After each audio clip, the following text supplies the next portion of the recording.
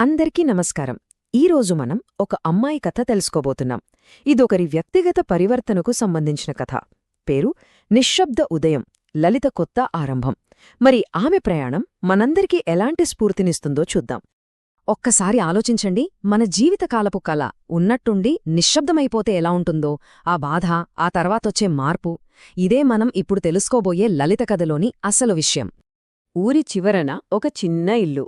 ఇంకా తెల్లవారకముందే, కోడి కూయకముందే ఆ ఇంట్లో ఒక దీపం వెలుగుతూ కనిపిస్తుంది.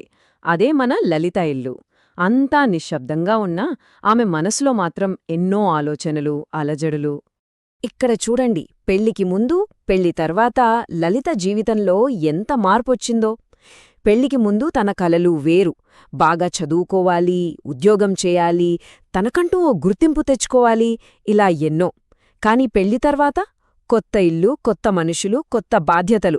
తన కలలన్నీ నెమ్మదిగా కనుమరుగైపోయాయి.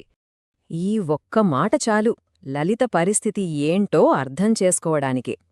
ఇవి తన అత్తగారి మాటలు. ఆమె కలలకన్నా ఇంటి పనులకే అక్కడ విలువ ఎక్కువ అని చెప్పకనే చెప్పాయి ఈ మాటలు. అయినా సరే లలిత తన బాధ్యతలన్నీ నవ్వుతూనే చేసేది.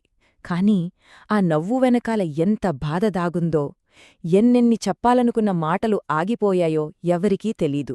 తన మౌనం వెనుక ఓ పెద్ద తుఫానే దాగి ఉంది. అలాంటి సమయంలో అనుకోకుండా జరిగిన ఒక చిన్న సంఘటన తన జీవితాన్నే మార్చేసింది. ఒకరోజు తన పాత డైరీ ఒకటి కనిపించింది. ఎప్పుడో మర్చిపోయిన తనకి మళ్లీ గుర్తు చేయడానికి వచ్చినట్టుగా. ఆ డైరీలో అన్నీ పెళ్లికి ముందు రాసుకున్న కవితలు, చిన్న కథలు. అవి చదువుతుంటే తనకి తెలియకుండానే కళ్లల్లో నీళ్లు. అది కేవలం అక్షరాలు కాదు, ఎప్పుడో మర్చిపోయిన తన గొంతుక, తనను తాను మళ్లీ కలుసుకున్న క్షణమది.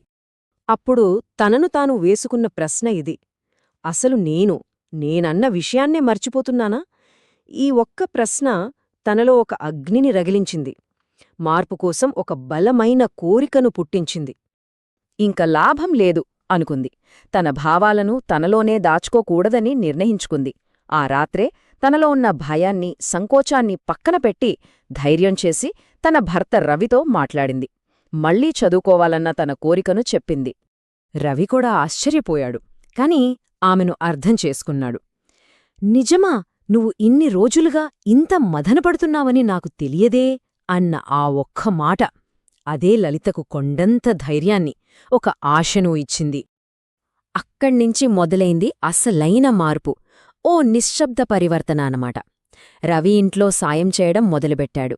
లలిత తన పనులు చేసుకుంటూనే దూరవిద్య ద్వారా చదువులో చేరింది.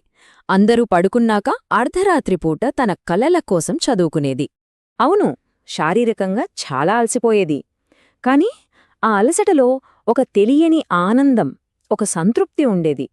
తనకోసం తాను జీవిస్తున్నానన్న ఆనందమది. ఇలాంటి సమయంలోనే ఊరి బడిలో మహిళల కోసం ఒక కార్యక్రమం జరుగుతోందని తెలిసింది. బహుశా దేవుడు తనకోసం పంపిన అవకాశమేమో అది. తన ప్రతిభను బయటపెట్టడానికి ఒక మంచి అవకాశం దొరికింది. ఎటువంటి సంకోచం లేకుండా వేదిక మీదకు వెళ్ళింది. తను రాసిన చిన్న కథను చదివింది. ఆమె గొంతులో అంత ధైర్యం, ఆమె కథలో అంత ఆర్ద్రత అక్కడున్న ప్రతి ఒక్కరిని కదిలించాయి. అంతే, ఆ హాల్ మొత్తం చప్పట్లతో నిండిపోయింది. మొట్టమొదటిసారి తన గొంతుకొక గుర్తింపు వచ్చింది. ఆ రోజే లలితకొక నిజం అర్థమైంది. పెళ్లితో జీవితం ఆగిపోదు, నిజానికి అక్కడినుంచే ఒక కొత్త జీవితం మొదలవుతుంది అని.